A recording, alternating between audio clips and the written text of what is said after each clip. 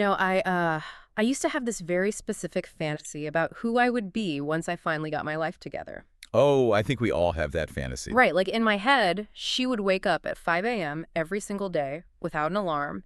She'd do a full yoga routine, meditate for 20 minutes, write in her gratitude journal, and then Let me guess, drink a green smoothie. yes, exactly. Drink this perfectly blended green smoothie and then just kind of glide effortlessly into her day. A perfect morning. Yeah, every minute would be totally optimized, perfectly productive, and, entirely meaningful. And I genuinely believed that if I just tried hard enough, like I read enough books and downloaded enough habit tracking apps, I could actually become her. Yeah, And then finally I would be happy. But instead, I just ended up feeling like a broken machine that constantly needed fixing. I hear you. So if you are sitting there listening to this right now and you feel that exact same way, well, welcome to the Inquiry Talks. We are so glad you're pulling up a chair with us today. We really are. Because I just keep asking myself, why does trying to be a quote-unquote better person feel so completely draining? It is such a heavy feeling, Eh. but honestly, it makes complete sense. And you are definitely not alone in feeling like you're constantly failing at being your best self. I really need to unpack this today. We have a whole stack of sources on the table today, ranging from philosophy to psychology to productivity research, and they're all pointing to one incredibly validating truth.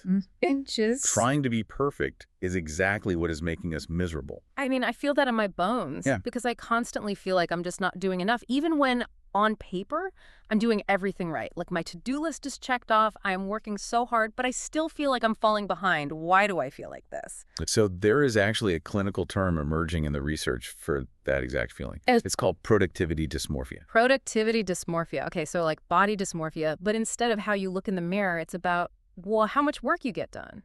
Exactly. Yeah, it's a psychological state where your brain simply cannot process your own success. Oh, wow. Right. So you feel like you are never achieving enough, even when you're actually doing a great job. You might finish a huge project, but your brain, it just doesn't give you any sense of reward. The goalpost just keeps moving further away. That perfectly describes an analogy from one of our sources today. The author said it's like treating yourself like a never-ending house renovation. Yes, that is such a good comparison. Right. You're just living in the dust and the chaos. There are broken walls everywhere, tools all over the floor, and you are constantly waiting for the day the house is quote-unquote finished so you can finally relax and enjoy living there. But the reality is, you're never finished. No, you're just living in construction dust forever. And living in that constant construction zone, I mean, it takes a massive physical and mental toll. But before we get too deep into why this happens, we really need to carefully define what kind of exhaustion we're actually talking about here. Okay, that makes sense. Because if you're listening to this and feeling completely drained, we need to know, is it normal stress or is it true burnout? Right, because I definitely wonder that myself. Like, am I just stressed out from a busy week at work, or is something deeper actually broken inside my brain? How do we tell the difference? Well, it's a vital distinction because the treatment for both is very different. Stress and burnout, they're related, but they feel completely different in your body. Okay, how so? So when you're stressed, you feel overwhelmed, anxious, and under intense pressure, but you are still engaged. Like you still care. Exactly. Your emotions are very loud. Yeah. You still believe that if you just get through this difficult week or, finish this one big project, things will get better. You still have hope. Okay, so stress is almost like feeling too much. What is burnout then? Burnout is the complete opposite. Burnout is feeling almost nothing. Yeah. It's marked by a deep sense of depletion, emotional numbness, and detachment. You just stop caring. Your motivation completely disappears, and you feel, well, cynical about everything. If stress is a fire burning too hot, burnout is the cold ashes left behind when the fire goes out. That sounds so dark. And I think a lot of people listening right now might be wondering if they are sitting in those ashes. But wait, before we get totally panicked, there was a really fascinating biological detail in that Turkish source we read. Oh, right. Yes. It talked about something called spring fatigue. Yes, bahar yorgunluğu in Turkish. This is a crucial biological nuance to keep in mind. Yeah, explain that, because I loved this. Well, sometimes when you wake up feeling completely unmotivated, exhausted, and just flat, it's not deep psychological burnout.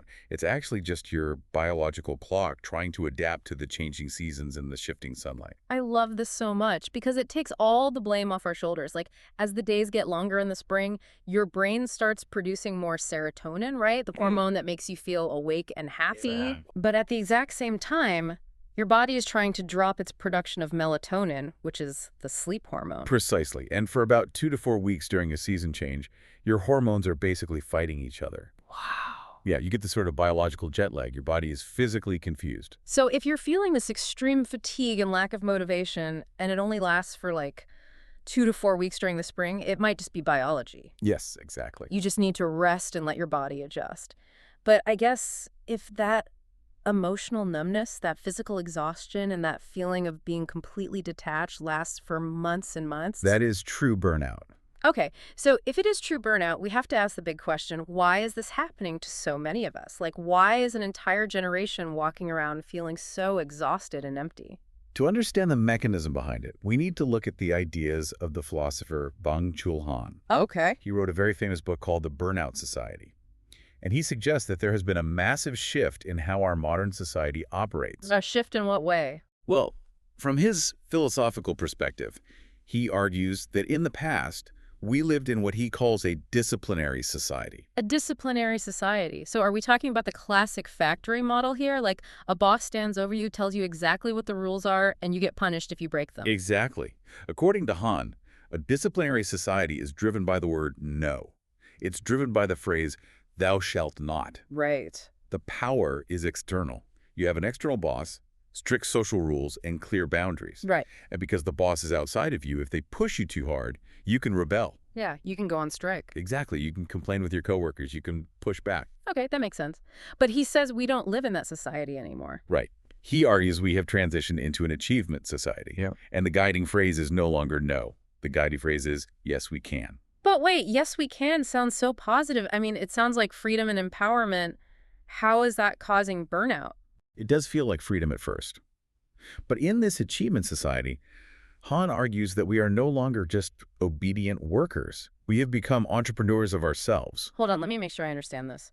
Are you saying that instead of having a cruel boss standing over me and yelling at me to work harder, the cruel boss is now inside my own head? That is exactly the mechanism. You are the master and the slave in one single body. Oh, wow. Yeah. Han calls this auto-exploitation, and it is a brilliant, almost invisible trap. Because there is no external oppressor forcing you to work late, you do not rebel. Because you can't go on strike against yourself. Exactly. Wow, that is so true. I mean, I volunteer to work late. I volunteer to track my sleep. I push myself to optimize my diet and listen to, educational podcasts at double speed. I am doing it all to myself. Yes. And because you're doing it to yourself, you don't get angry at a bad boss. You just get depressed. You blame yourself. That is heavy. Han calls it a kind of neuronal violence. It's a violence we commit against our own nervous system, driven by an excess of positivity. An excess of positivity. You mean like the constant message that nothing is impossible and you can be anything if you just hustle? Exactly. If society tells you that you have unlimited potential, then when you inevitably fail, or when you simply get tired and need a break, you think it is your own fault. Yeah, you think, I must not be trying hard enough. I need to optimize my morning routine more. Right. It's exhausting. But why do we feel the need to boss ourselves around so much? Like, what changed in our environment that makes us feel this intense pressure to optimize every single choice we make? Well, that pressure actually comes from another concept in our sources. It's called the paradox of choice, introduced by the psychologist Barry Schwartz. The paradox of choice. Yeah. Schwartz argues that this absolute explosion of options in today's world actually paralyzes us. Oh, absolutely. If you want to get healthier today, you don't just eat some vegetables. You go online and there are thousands of diet plans, hundreds of workout apps, endless tracking devices to choose from. And Schwartz divides people into two categories when they face all these choices. He calls them satisficers and maximizers. Okay, what's a satisficer? Satisficers look at the options and find one that is simply good enough. It meets their basic needs, so they pick it and they move on with their day. That sounds incredibly peaceful. What about the maximizers? Maximizers need to find the absolute perfect choice, and the entire self-optimization culture is built for maximizers. So if I'm a maximizer and I want to pick a new workout routine, I can't just pick the first one I see. I have to read 50 reviews, watch 20 videos, compare the science, and constantly worry that maybe there is a slightly better routine out there that I am missing out on. Exactly. Think about how much energy that drains from you before you even start exercising. So much energy. Schwartz shows that this causes massive choice paralysis and intense regret. Because when you have unlimited options, any failure feels like it's completely your fault. Right. If the workout routine isn't perfect, you think, well, I obviously chose the wrong one out of the thousands available. Oh man, if you are listening on your commute right now, think about how often you do this. Think about trying to find something to watch on TV at night. Oh, the classic example. Yes. You spend 45 minutes scrolling through unlimited options trying to find the perfect movie, and by the time you pick one, you are too tired to actually enjoy it. It is the perfect everyday example. The choice itself becomes the exhausting work. Okay, so we are trapped by this internal boss telling us to do more, and we are paralyzed by having too many choices on how to do it. But what is actually breaking down inside us? Like, why does treating ourselves like a self-improvement project make us feel so hollow? To understand the why behind that feeling of emptiness, we have to look at the psychology of human motivation, specifically a psychological framework called self-determination theory. Okay. This theory explains that all human beings have three basic core psychological needs to feel fulfilled and happy. What are the three needs? First is autonomy. This is the feeling that you have true choice and control over your own actions. Yeah. Second is competence. This is the feeling that you are learning, growing, and capable. And third is relatedness. That's the feeling of being truly connected to other people and to your community. Autonomy, competence, and relatedness. So how does self-optimization destroy those? It comes down to intrinsic versus extrinsic motivation. When we do things because we genuinely enjoy them or because they naturally fulfill those three needs, that is intrinsic motivation. Like reading a book simply because you love the story. Exactly. But modern self-optimization culture usually pushes us toward extrinsic motivation. We start doing things just to get a reward outside of ourselves. Give me a real-world example of how that works. Think about sleep. Sleeping is a basic human need. But when you buy a high-tech watch to track your sleep, and you wake up checking an app to see if you got a 100% sleep score, you have changed the motivation. Oh, wow. I totally do that. So instead of sleeping because my body needs rest, I am sleeping to perform well for an algorithm. I am trying to get a good grade on my sleep. Yes. And in that moment, you strip away your autonomy. Mm, You are no longer in control. The app is in control. You are serving the metric. that is so true. When we constantly chase extrinsic goals like status, perfect health scores, or looking productive on social media, we totally starve our basic human needs. We turn ourselves into products to be managed. And when you treat yourself like a product, you naturally want to make that product as fast and efficient as possible. Right. But here's where I have to push back a little bit. Because it feels logical to me that if I just learn to manage my time better, if I find the perfect calendar app, if I finally become completely efficient, won't I just finish all my work faster and finally have more time to relax? Isn't efficiency the way out of this trap? It is so tempting to believe that, but it's actually a massive illusion. The author Oliver Burkeman tackles this beautifully in his book, 4,000 Weeks. What does he say? He calls it the efficiency trap. It is completely counterintuitive, but becoming more efficient does not actually give you more free time. But why not? Like, if I learn keyboard shortcuts and reply to my emails in half the time, I should have an extra hour of free time, right? You would think so. But what actually happens when you reply to emails in half the time? I don't know, they're just done. No, the other person gets your reply faster, and then they reply back to you faster. Oh. Yeah, you are just teaching people that you are always available and that you can handle more work. Oh, no. The system just absorbs my efficiency and throws more work at me. Exactly. In our modern world, the reward for getting faster at your work is just more work. If you become a master at clearing your inbox, you just become a magnet for more emails. You become a faster hamster, but you are still running on the exact same wheel. You're just speeding up the wheel. That is incredibly frustrating. It is. And Berkman points out a very humbling fact to break us out of this mindset. The title of his book, 4,000 Weeks, refers to the average human lifespan. Wait, really? Yeah. If you live to be about 80 years old, you get roughly 4,000 weeks on this planet. That is your whole life. 4,000 weeks. When you say it like that, I mean, that sounds terrifyingly short. If you're 30 years old right now, you have already used up over 1,500 of them. It is short. And Berkman's point is that trying to master time, trying to become perfectly efficient and eliminate all your problems before you start enjoying your life is mathematically impossible. You will Wow. never clear the decks. The to-do list will never end until you die. So if the to-do list is never going to end and trying to be a perfectly efficient machine is just making us depressed, what do we actually do? I mean, I don't want to just give up. I don't want to become someone who just completely disengages from life and rots on the couch all day. How do we escape this hamster wheel without giving up on growing as a person? That is the most practical question we can ask. Because the goal isn't to stop growing. The goal is to change why and how you grow. Right. And the sources offer several really grounded, realistic models for doing this. The first one, straight from Oliver Burkeman, is a concept called strategic underachievement. Strategic underachievement. That sounds completely backwards. It sounds like an oxymoron, but it's incredibly freeing. It means you intentionally decide in advance which areas of your life you are going to fail at. Fail at intentionally. Yes, you choose what you're going to be mediocre at so that you actually have the energy to focus on what matters to you. Okay, give me a real-world example. How do I strategically underachieve? For instance, you might decide, I am going to accept that my kitchen will often be messy. Or, I'm going to intentionally fail at keeping my email inbox at 0. You stop trying to be perfect at everything, and you intentionally let certain plates drop so you can hold on to the few plates you actually care about. Just giving yourself permission to be bad at something. I can literally feel my shoulders relaxing just thinking about that. What is another model we can use? Another great model comes from computer science professor Cal Newport. He calls it slow productivity. Slow productivity. Yeah, instead of the frantic, hyperactive hustle culture we live in, slow productivity asks you to do 3 simple things.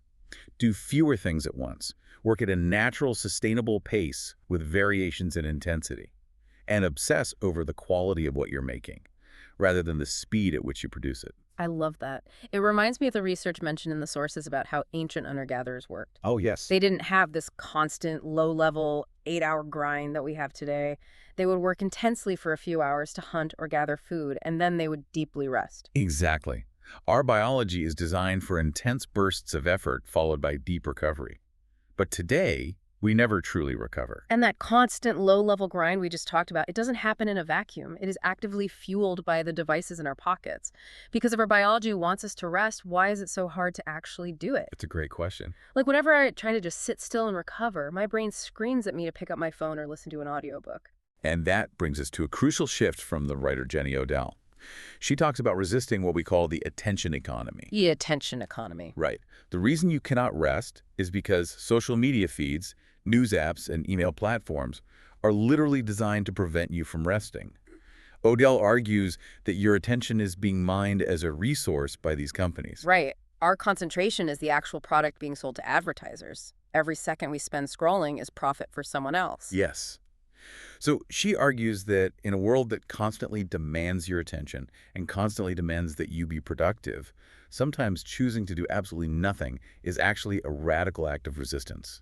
I really like that framing. Yeah, reclaiming your attention by taking a walk without a podcast playing or just sitting on a park bench and watching the trees. It breaks the cycle of constant input. But trying to resist that feeling often makes me want to buy a bunch of tools to optimize my resting. Oh, sure. Like, I will decide to start meditating, so I buy a special meditation cushion and a timer and 3 books on mindfulness before I even close my eyes once.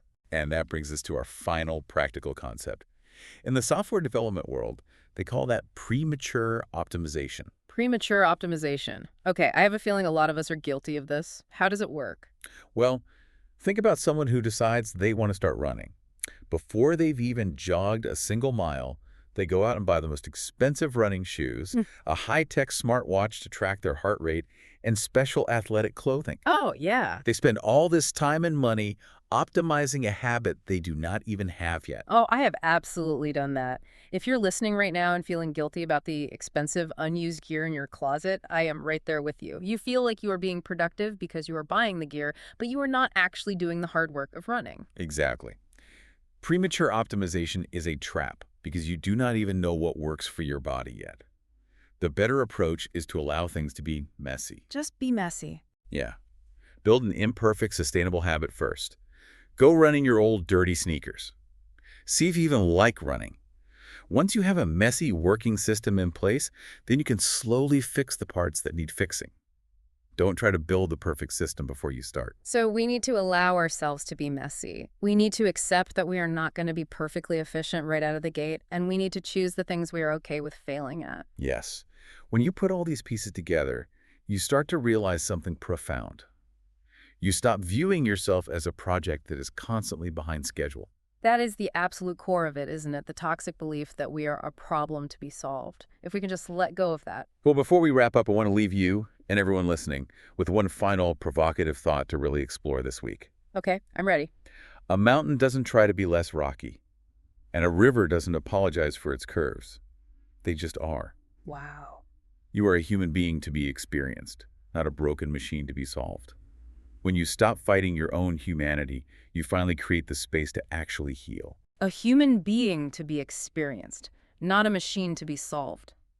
That is such a powerful thought to sit with this week.